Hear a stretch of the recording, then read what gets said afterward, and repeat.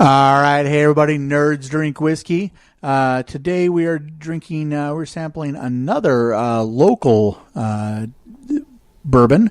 So this is from Kashmir, Washington. And one of the things that my wife noticed on this is the return of an old joke. There was another local distillery who we're going to be nice and not mention who it was, but they had "made with grains" as their slogan, and we flipped them a little crap for that. And when we met up with them, we asked them about that, and they very embarrassingly replied, "That is no longer on any of our marketing." And so. But this one very comically says, distilled from grain. Now, if you know anything about whiskey, all whiskey is made with grain. That's what makes it whiskey. So distilled from grain is, you might as well put, this contains water. It's the most ridiculous thing to put on a bottle. That is not something you should put in your marketing. So anyways, it's 5 Distillery. I hope your beverage, I hope your product tastes good. But whoever does your packaging, tell them to remove that. So, but anyways, this is actually recommended from another customer while we were shopping, and they said it was really good. So we're gonna give it a try. But anyways, this is It's 5 Distillery. It's 5 Bourbon. Here we go.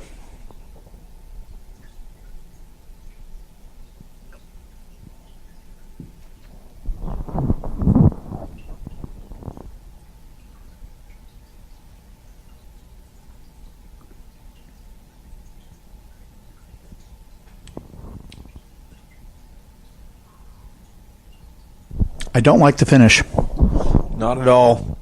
A little too sharp and bitey for myself. Yeah. I mean, it's not. At 90 proof, that's probably part of why it has that. But we've tried 90 proof bourbons this month that had a better finish, had a smoother finish. But it's not horrible. It's not bad. It doesn't have like a turpentine-y kind of feel to it, but. It's I don't know, for the price. Let's see. Let me refer to my cheat sheet here real quick. I might even edit this part out.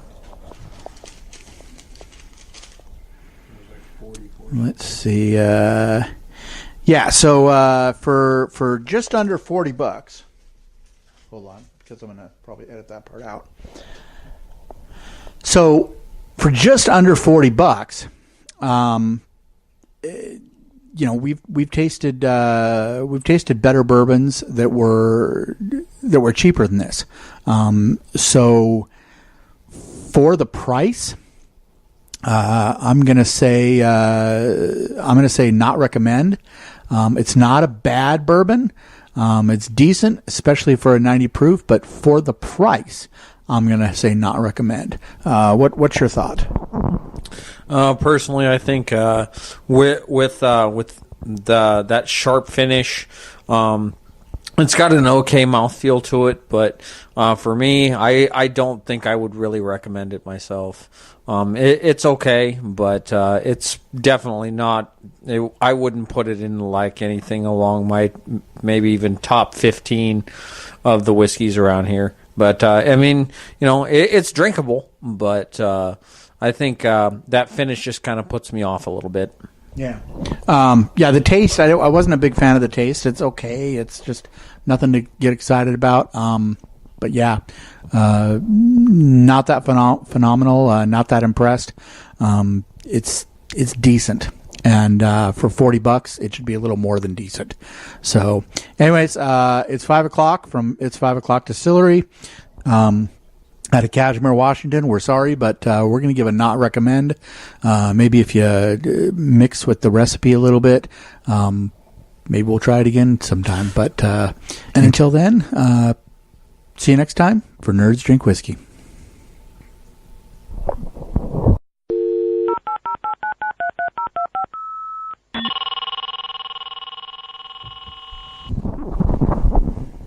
All right. Hey, everybody. Welcome to another episode of 2 Minutes of Tech.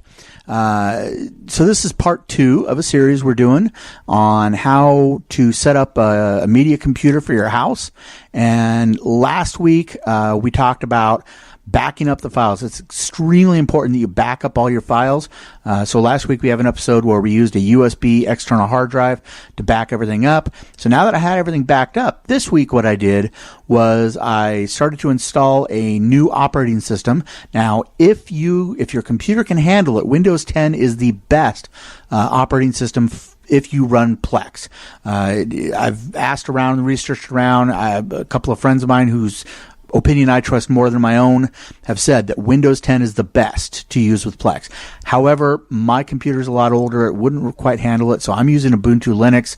And so I took and I burned a DVD of the Ubuntu ISO and then put that into my drive, booted my computer up. We had to adjust some things with boot priority, but it should by default load on your DVD drive just without changing anything.